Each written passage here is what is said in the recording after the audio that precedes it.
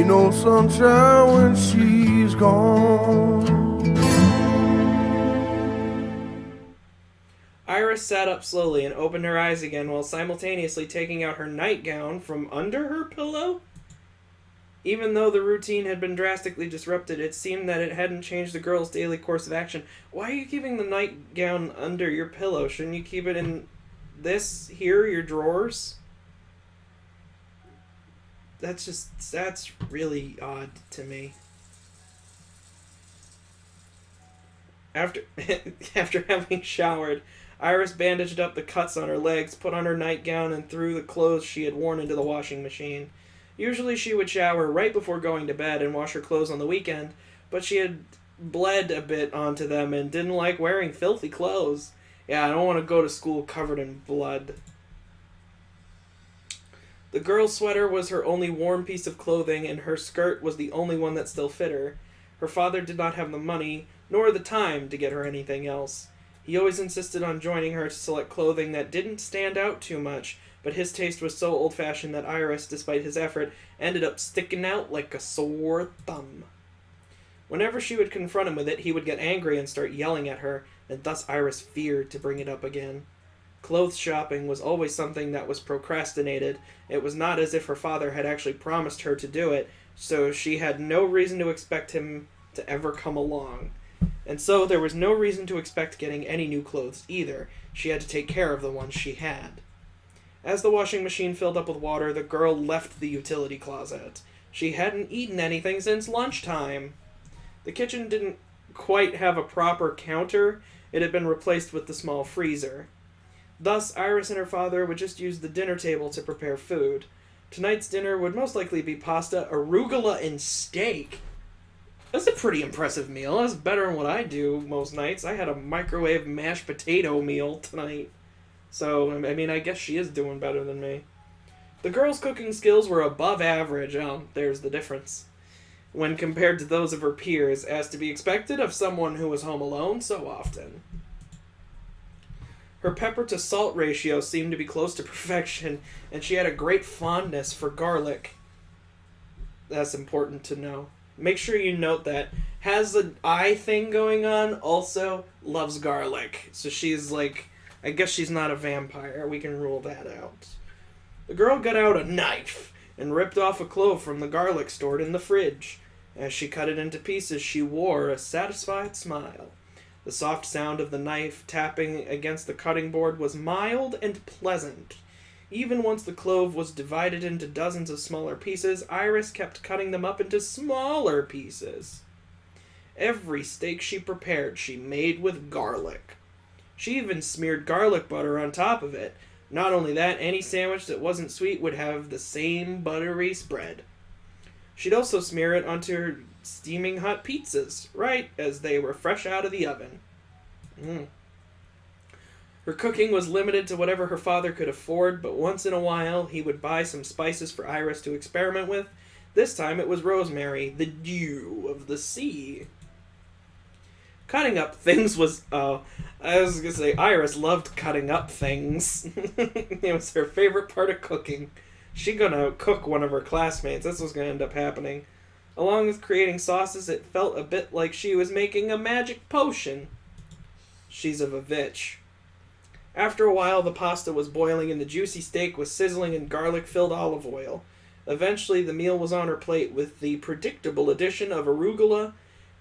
Very predictable, that arugula. As the girl sat on the couch watching the news, watching the usual reporter. Whenever her father was home, they would usually joke about the awfully coordinated and expensive clothing everyone was wearing. I hate this channel. I don't like the beeping. A food scandal. Recent reports from the health inspection state... From the health inspections.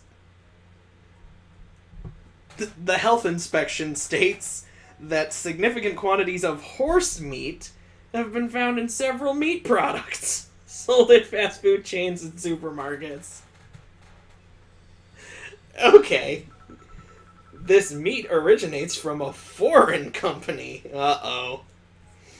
When reaching out to the supplier of the meat about the matter, they had no comment. Couldn't come up with a fake name for a fake meat company selling horse meat in place of... They didn't even say what other... It's just meat products have horse in it.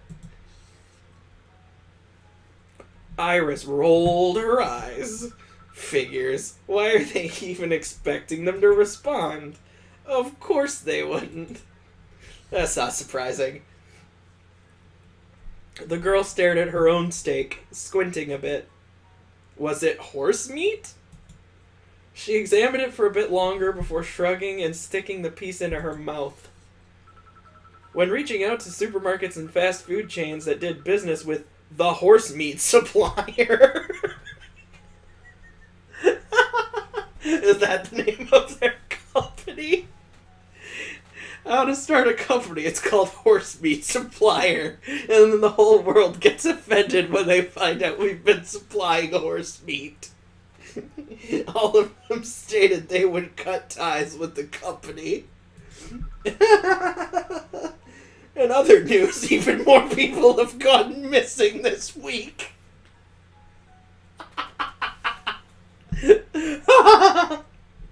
That's great. In the majority of the reported cases, the missing person had last been seen traveling by train.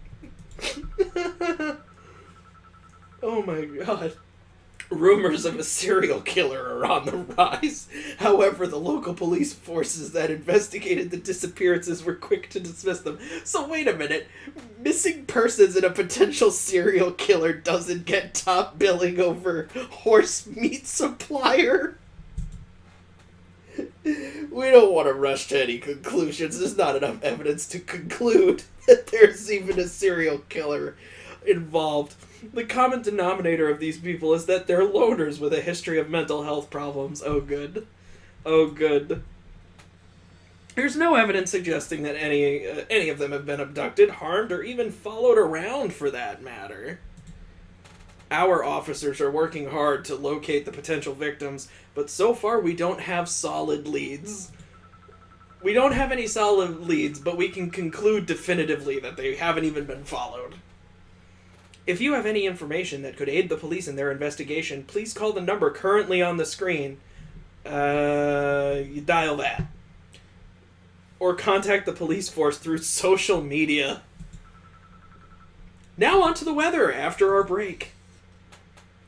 Iris groaned. The commercials were always up to 7 to 8 minutes on this channel. Yeah, that's the problem. They would often repeat the same garbage commercials over and over. This program was brought to you by Minty Fresh Toothpaste. 2 treatments with Minties a day will keep the cavities away. Are you tired of having bowel troubles? Fund our research on synthetic organs. Fund now and receive special privileges once our research is finalized. Finalist. Iris zapped away. Her father didn't really care about watching commercials, but she didn't want to waste her time with them. Eventually she found a channel with a baking competition that looked interesting. She probably would not really get the means to make the same recipes herself, but that didn't diminish the joy of watching them. We're the bakers. You have to use special ingredients in this year's bake-off. First, top of the list, horse meat. The contestants had to make apple pies of their preference. 2 people would be kicked out at the end of the episode. Oh, don't want to call it chopped, do we? The girl eagerly stared at the creation of apple pies. From her nation's typical crumble apple pies, to lattice pies, to apple galettes, they all looked mouth-watering to her. As the girl passively finished her food, she left the TV on in the background. Iris hastily collected everything dirty and put it in the sink. She spread out... Good. I'm glad we're seeing she's washing dishes. It's good to know. We know she's so responsible. She spread out a dishcloth onto the freezer and began washing the dishes. Of course, she wanted to see what was going on in the cooking program, but what she wanted even more was to go to bed. Sleep was already in her eyes. She had trouble keeping them open. Naturally, the bruise didn't help. The TV was hard to hear with the background noise of the sink and the dishes as Iris scrubbed them clean in the bubbly water. Once she finished cleaning the knives, she washed a bit more absent-mindedly, her eyes closing for a few seconds as her hands kept working. Gradually, she spaced out more and more, making the process a lot slower. Once she was done, the cooking show had already ended, and the commercials had started playing. How long was she washing dishes? She had a plate, a fork, and a pan. Like, what the fuck? Iris sighed and carefully dried off the cutlery, returning them to their respective locations, and then spaced out once more. Again, she saw lights dancing in her eyes, but she was too drowsy to care. Even the washing machine cycles were done by now, so she made haste to the laundry room. Without bothering to turn on the lights in the laundry room, she robotically took her clothes out of the washing machine, shut it down, and threw the clothes into the dryer and shut the door behind her. Good.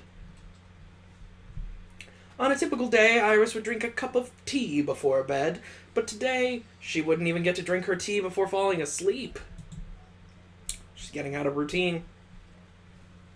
However, today, Iris just turned off the television and the living room lights as she returned to her own room. The girl tiredly walked over to her bed and plopped into it.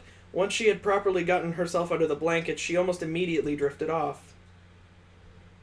Very good. The pleasant scent of bergamot was the first thing I noticed upon waking up. I was sat at a small yet elegant table, a teapot and 2 teacups, and a refined cake stand. This is going to be the part where the Mad Hatter shows up. It's going to be her own birthday. Without really thinking about it, I took the cup of tea into my hand. It felt light and was unfilled. How peculiar. How surprising. My empty teacup has no tea. I was so sure that it had been filled when I picked it up. Frowning, I looked down, and as I did, the cup gained weight and filled up with hot tea. It was a bit surprising, but luckily I didn't drop it. That's very lucky. My eyes fell on the chair across from mine. It was empty, yet the teacup on the other side contained hot tea. Was I waiting for someone? Was this some kind of meeting? It had to be. Somehow I just knew it. I fixed my posture, straightening my back. Who was I meeting? I couldn't remember, but for some reason I was sure someone would come around and tell me something important. What's wrong, dear? You look so confused. Huh? I looked over at the other seat, but didn't see anyone in it.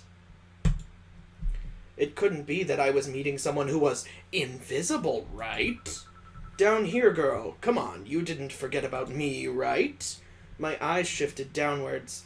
Wait, was it coming from the teapot? Now and then steam would come from the teapot spout.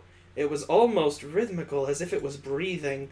I tried to swallow the lump in my throat. I didn't want to offend the teapot. Yeah,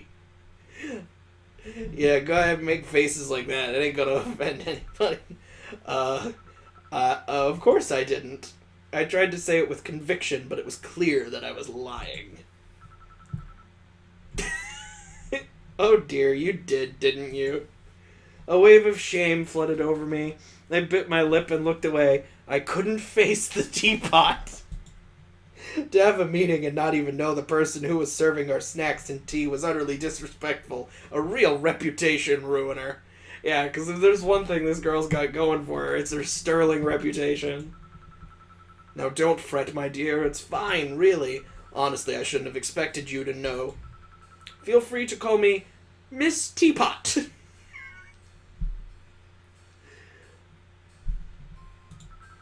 Miss Teapot? Isn't that kind of stupid? Is what I wanted to say, but I held my tongue. I didn't want to offend the lady any more than I already had. Even though she had told me that it was okay, it really wasn't. At least, not in my opinion. It's nice to meet you. I'm Iris. I know that. It's nice to see you again, Iris. I'm very sorry that I don't remember our former meeting. Or meetings. That's fine. Nothing particularly interesting happened, so it's only natural for you to forget. That's great. But, still... Enough, girl! I have only so much patience for endless, unproductive apologies that just say thank you and be done with it. The sudden, sharp tone threw me off. It was very frank. Usually, people didn't respond like that, but then again, Miss Teapot wasn't exactly a person. Thank you. There, isn't that much better? Now we can have a productive conversation. Right. What should I ask Miss Teapot about? Let's ask about Mrs. Teapot. You are a teapot. I'm aware. Do you like being a teapot? Do you like being a human? That's deep, man. I hadn't really thought about it. I guess it was an odd question. Not in particular, I guess. Well, there's your answer then. I see. What else could I ask? If I had asked her if she likes the way she looks, she'd probably just ask me if I like how I look. Or something similar. Do you have any hobbies? Do I look like I have hobbies? So I guess the answer is no. This is kind of awkward. Where are we? This is amazing. Where are we? The teapot chuckled. Smaller puffs of steam escaped from the spout. Does that really matter? I thought for a while. Did it matter? I looked around. Only then did I notice the table was surrounded by a dark, dense fog. The table wasn't smothered in it due to some kind of peculiar spotlight that hung above it.